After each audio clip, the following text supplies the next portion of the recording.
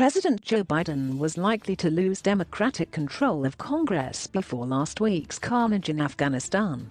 That's more likely now, but the imminent loss of power makes politicians act with greater urgency. For Biden and his party, that just happens to represent their best hope of ultimately not losing it. That dynamic came into view at both ends of Pennsylvania Avenue last week. With an assist from Biden and his aides, House Speaker Nancy Pelosi overcame intra-party conflict to keep Congress on track for enacting mammoth investments to upgrade America's infrastructure, help struggling families climb the economic ladder, and respond to climate change. The $3.5 trillion Democrats-only human infrastructure package survived the harrowing legislative test in the House, as the $1.2 trillion bipartisan physical infrastructure package had earlier in the Senate. The tests ahead promise to be more harrowing, yet progress on both fronts so far gives Biden reason to expect a reasonable facsimile of his Build Back Better agenda will eventually clear Congress and reach his desk. To avoid surrendering control to Republicans after next year, the White House and Democratic strategists see no other choice. Midterm election losses for the party holding the White House have generally proven as predictable as the tides. To seize Pelosi's gavel, Republicans need to gain only 5 seats, a fraction of the opposition party's recent historical average. They only need 1 additional Senate seat to once again make Mitch McConnell the majority leader. The decennial redistricting that follows a new census smooths the Republican path. They control the state-level line drawing for many more congressional districts than Democrats. Earlier this year, Biden's political team dismissed old patterns as irrelevant to the unique backdrop for his presidency. A once-in-a-century pandemic, the world's largest economy turned off, and then back on again, a violent insurrection incited by a historically divisive, defeated president, swift passage of COVID relief spending, a quick vaccination ramp-up, and resurgent growth helped keep Biden consistently above the 50% approval mark Donald Trump never reached. Biden's advantages haven't entirely vanished. His economic advisors last week forecast 2021 economic growth of 7%. The census recorded a higher-than-expected increase in the non-white population, which favors Democrats politically. The unpopular ex-president remains at the center of Republican politics. While Trump has a weak track record for lifting Republican candidates when he's not on the ballot, he helps motivate Democratic voters.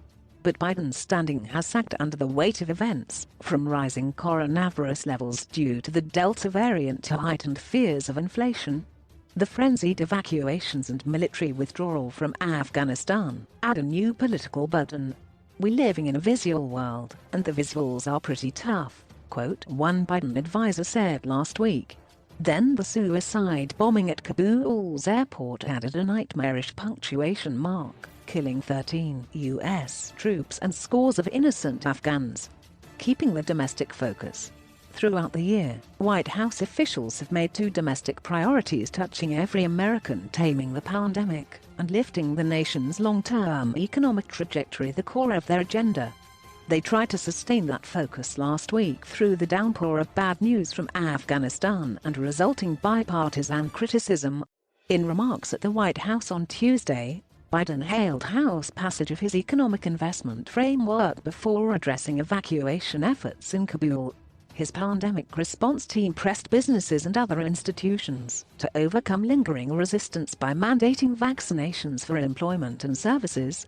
The political value of those efforts, aside from their merits for public health and economic vitality, is in unifying the Democratic electoral coalition, while Republicans aim to splinter it with cultural wedge issues.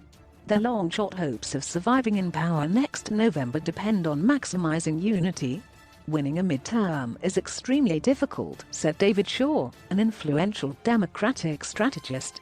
Big picture, the Biden administration is making all the right strategic decisions. The Afghanistan withdrawal complicates Biden's domestic agenda even as the evacuation effort has flown tens of thousands out of Kabul to safety. Republicans who see immigration as a central Democratic vulnerability have already begun assailing the specter of Afghan allies resettling in the U.S. Biden's economic agenda can offset those attacks in concrete ways.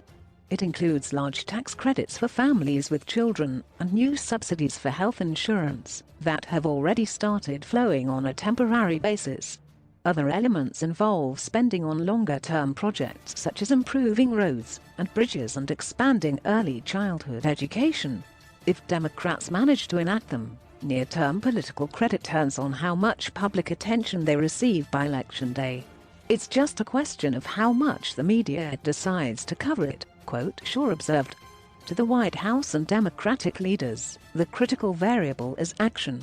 Mobilizing bare majorities to break through years of stalemate, they say, can give Democrats a fighting chance despite the president's political bruises.